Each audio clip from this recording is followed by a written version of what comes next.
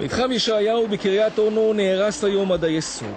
60 דירות היו כאן עד לפני כמה שעות, ובעוד כמה שנים יעמדו כאן 230 דירות ב5 בניינים חדשים. קוראים לזה פינוי-בינוי.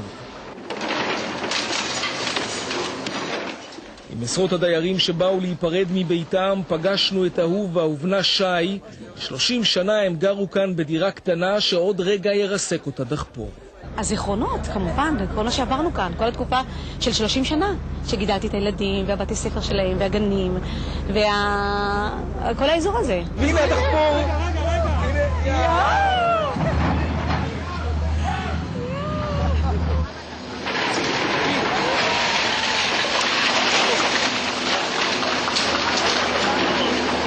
אהובה, מה תקבלי במקום הדירה שהייתה לך כאן? דירה דופלקס. דירה דופלקס?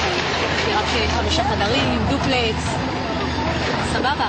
בהחלט תמורה נאה לדירה ישנה של 3 חדרים בלבד, אבל לא מדובר כאן רק בשיקול כלכלי.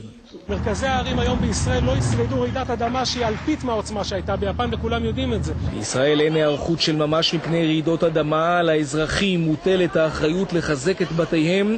הממשלה אומנם מעודדת פרויקטים כמו פינוי-בינוי ותמ"א 38 כדי לחזק מבנים קיימים, אבל אין בכך די.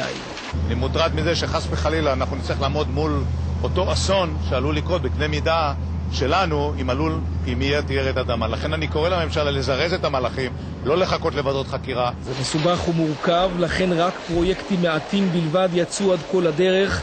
רק מי שמתעקש צולח את כבלי הביורוקרטיה.